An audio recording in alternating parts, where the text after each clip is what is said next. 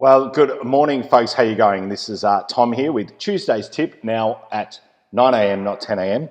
Given the gallery is now open, I need to be up and about with the doors open at 10. So, hey, I was showing my tribe last night how to use Lightroom to download and, the basics of Lightroom.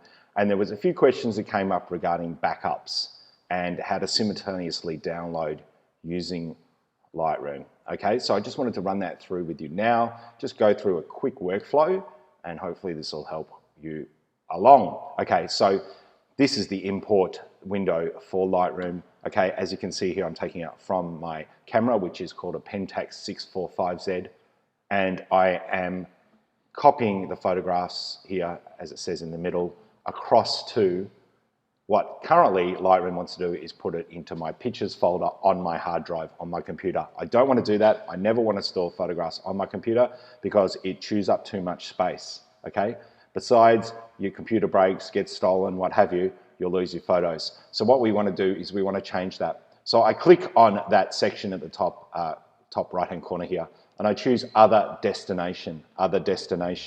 And down here under Locations here, I'm using a Mac obviously, on the left-hand side I have Backup 1 and Backup 2. Okay, let's call that Backup 1, and let's say that I'm going to save my photos to this first hard drive that I have.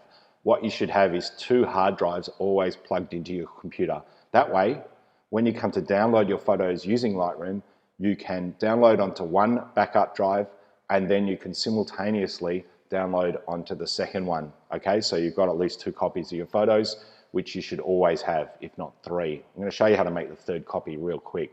Just one sec. Okay, so we're doing a backup here. All these photos are from Victoria, so I've got a Victorian folder here, so I'm double clicking on that folder there. And now Lightroom is downloading to the volumes, my passport being my backup drive and the Victoria folder within that hard drive. Okay. Now, down here, make a 2nd copy too. Click on that link. Look how when I hover over that link, it turns white. If I click on that, I can then go to my backup 2. There's nothing on this at the moment. I can click New Folder. I can type in Vic, click Create. Down the bottom corner here, I can click Choose, you see? And now, that's now going to create a 2nd copy to that backup drive, the 2nd backup drive into the Vic folder, okay? Another way of doing the first initial backup is just the destination here, rather than clicking up the top here. If you see this word destination down here, 4 down, same thing, allows you to choose where to save the photos to, okay? But I've done that up here, all right? So then we would click import, okay? And that would import our photographs both onto the backup drive 1 and the backup drive 2 at the same time. Okay, now when it's doing that and the photos show up here on the screen, I start moving the photos around, not doing that. What am I talking about? What I end up doing is I start 5-starring my favorites. What I like about Lightroom is you don't have to wait for everything to download before you start playing with them. As soon as they start arriving in Lightroom, I start looking at them, deciding on my favorites, putting a 5-star rating against my favorite photographs. And then once that is done, I polish the 5-star images. Let's say this is one I prepared earlier because that's taking a long time, probably because it's trying to download to both hard drives. It can take a bit of time. It does take longer when you're downloading to 2 rather than 1 drive. Okay, so let's say I've gone through my pictures here and I've selected my 5 stars. When I go into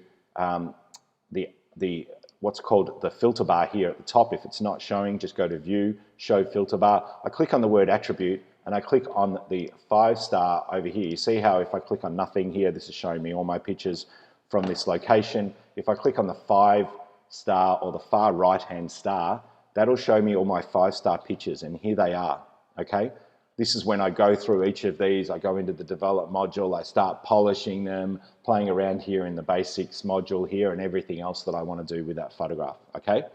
Just going back to the library though, just for a second, what I do is I then select all these photographs. Now the quick option is Command A or Control A, depending on whether you're using a PC or a Mac.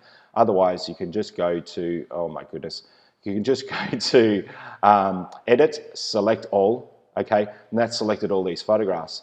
And then what I do is I go to File, Export, and I actually put these into a folder or a preset that I've created already called 5-star Vic, okay?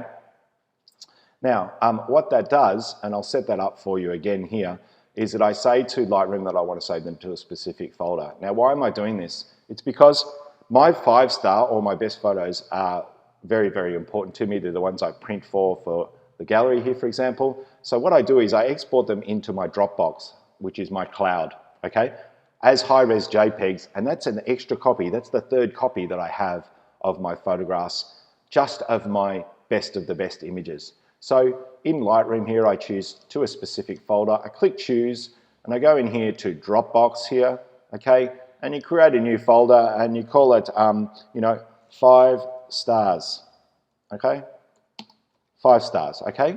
They're my 5-star images. Click the word create, and then click choose, okay? So as you can see here, the export location is now a specific folder, and it's my Dropbox and my 5 stars, okay? Let's just cancel this and just keep going here. And what we also want to do here, once this stops playing around, let's just quit Dropbox here. I think it's, no, it's caught up with it. Just ignore the rest here other than file settings. You want to be on a JPEG. You want to be Adobe RGB 1998, that's the best color space, and then the quality needs to be up at 100. So what we're doing is we're exporting high-res JPEGs into the cloud so that we can print from those should we need to. The image sizing just simply says resolution 300. Let's turn the sharpening off and everything else off for the moment. That's all you need to worry about. So there's 3 things, the export location being your cloud, the file settings, making sure that you're at a JPEG, quality 100, Adobe 1998 as the color space, and then the image sizing. We're not resizing it, all we're doing is exporting all of those photos at 300 dots per inch. Just before you do that, before you click export, just click on the word add here and add that as a preset so you don't have to do that ever again. We talked about presets the other day. Add your 5-star preset, click create, and as you can see there, user presets, 5 stars, and then you click export, and what that will do is that will export these 13 photos as high-res JPEGs into the cloud, and that's an extra backup for you. Okay, hope that makes sense. Leave any comments below, any questions you might have. As I've pre-recorded this, I couldn't do this live, I'm sorry. I had another appointment at 9 o'clock. So if you've got any questions, just leave them in the comments below and I'll get to them straight after. Thanks for watching, guys. Catch you later. Bye-bye.